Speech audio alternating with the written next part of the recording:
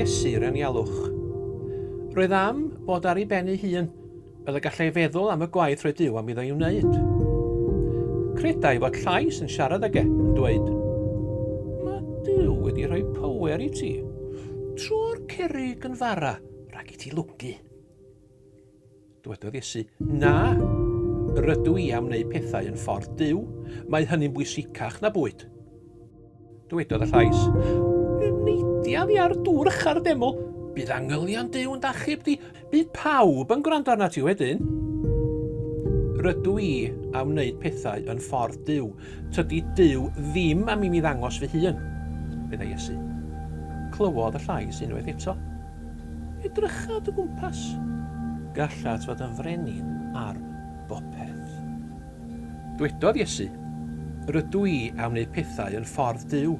Duw yw gwir frenin yr holl fyd." Roedd Iesu'n gwybod erbyn hyn ei fod yn barod i wneud y gwaith roedd Duw am iddo i'w wneud, a byddai'n i'w wneud yn ffordd Duw.